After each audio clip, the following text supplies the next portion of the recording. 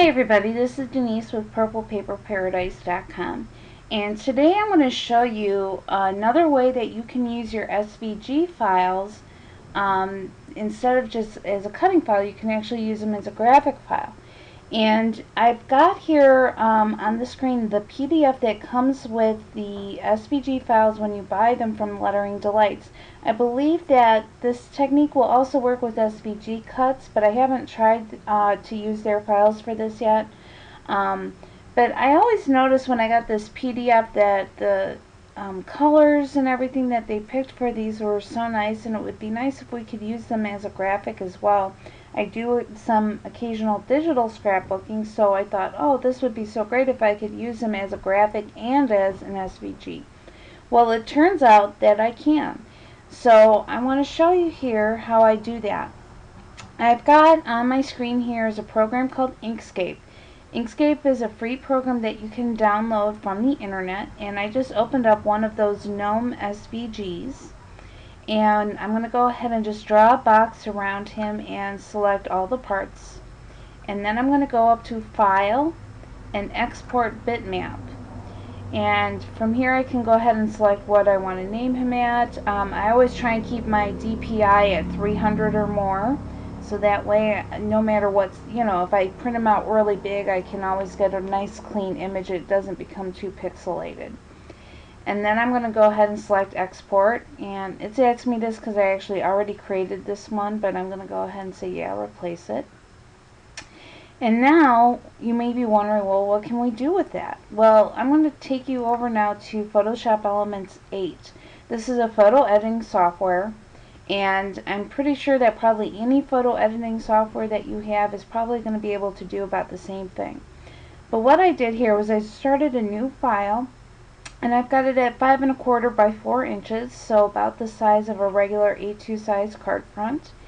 And this checkerboard pattern that you see back here is indicating that the file is transparent, which is what I want. So that way when I go to print it out, I'm automatically getting a white background, or if I'm printing them out on a different colors paper, that kind of thing. So and you see that I've brought in a lot of files already in here and kind of laid them all out. Everything that you see here is from an SVG file from that Good Luck Gnomes SVG set, with the exception of the grass down here, which I did with a brush tool. And if you want to know more about brush tools, you can go to YouTube and probably find a ton of tutorials there about that. So I don't really want to get into that too much here today. But I'm going to show you just a couple basic techniques about putting all this together so that you can actually create a really simple one-layer card. And especially if you have to mass produce something, this would be a great way to go about doing it. I'm actually going to print out this background just as you see it here right now to show you a couple of things later with it. But I'm going to show you how to go ahead and bring in one of those files and get it set up on your background paper. So I've opened up my gnome. I'm going to go ahead and minimize him real quick. Down here in my bin, you'll see that I've got two files open. I've got this background here, and then I've got my gnome. I'm going to select my gnome, and I'm just going to click and drag him up here to my workspace. And you'll see that he comes in here, and I'm going to go ahead and kind of resize him. I kind of want his feet on the ground there a little bit, and I want to make him tall. He's actually, instead of being a little short gnome, he's going to be a giant today, because I'm doing this as a little encouragement card for someone that could use a smile. So I've brought him in, and I'm going to go ahead and select OK, that I've got him to the size that I want. Now, one of the things that I do on these files is I always add a little bit of a shadow to it, so it creates a little bit of dimension. If you notice here on the Stand Tall, you'll see a little bit of shadow around it, especially where it overlaps the tree here. You can see a little bit of a shadow there, so that when you print it out, it looks a little bit more dimensional and not quite so flat. On the gnome here, I don't have that set up, and you'll see here that there's no shadow going anywhere around him. So if I were to print him out right now, he would look a little flat. So I'm going to go ahead and apply a shadow to him. And to do that, I go over here to my effects panel, and I've got my drop shadow selected. And I always seem to like the low drop shadow the best, so I'm going to select that and select apply. And then you'll see here that you've got a shadow that's added to him. Now the other cool thing about the shadows here is on your layers panel there's a little FX here. If you double click on this, you can actually change parts of the shadow if you want, and make it bigger or smaller, or change the color of it even. So there's a lot of things that you can do with that, but for this project I'm going to keep him as is right now. So I'm going to go ahead and print this guy out so that you can see him as a finished card. And it's a very simple one-layer card, no extra postage or anything like that. And you can always embellish it, add some ribbon or buttons if you want to, but actually it looks quite nice as a card just like that as well. So now I'm going to go ahead and show you two different ways that you can work with this. I'm actually going to use my print and cut technique to cut out this guy as well.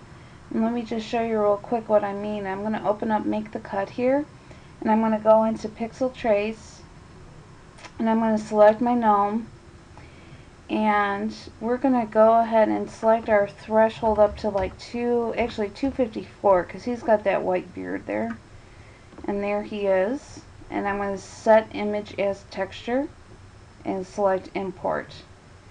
And now what I'm going to do is I'm going to go ahead and select him and do a blackout, and then select him again and do a shadow layer and create a nice, I like to do a pretty good size shadow layer on these guys because there is a little bit of a margin when you cut these out, and I don't like that at all. But we're going to go ahead and make sure that they look really nice within their frame there, and select apply. So now what I can do is I can print out my gnome and then apply my offset to my shadow layer, and then go ahead and cut him out and then apply him directly onto this background without him in there. Let me go ahead and just hide him so you can see this background here that I printed up earlier, so that it does even give a little bit more dimension even than what we had before. So stay tuned, I'm going to show you pictures of the final product. Thanks.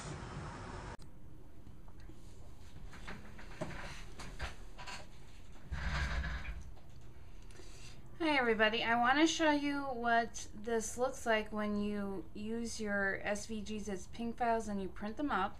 As you can see here, this is a one-layer card, and I just popped this up with some pop dots. The gnome was printed on here along with everything else in the background. Now when I print things up, I like to use one of two different types of paper. I have an Epson printer, and I have found that the Epson presentation paper works really well, but I also found this from Printworks matte photo paper. I got this at Target. There's 30 sheets in this pack, and it's about $5. It's thinner than the presentation paper, but that's what I used here on this, and I really like the way that it printed out. Now I want to show you real quick why you want to avoid printing things on regular cardstock. And as you can see here from him, I printed out the background on my photo paper, but then I did a print and cut on just the gnome using cardstock, and you can see the colors are much more muted on cardstock. The cardstock absorbs more ink, so it doesn't come up quite as vibrant and bright. So when you go to do any kind of printing with your graphic files or anything like that, if you want your nice bright colors to show through, you want to make sure to use a photo paper. So that's just two ways that you could make this card. It's a very simple card. This would be great for anything with mass production, you know. And you can always, I left these very simple and plain because I wanted to show it to you, but you can always add embellishments to it, ribbon, buttons, or whatever you want. And it would be great for, you know, if you have to make some invitations or something like that, and you know, you can just whip them up real quick when you use a method like this. So that's using your SVGs from Lettering Delights as ping files, and I'll see you tomorrow.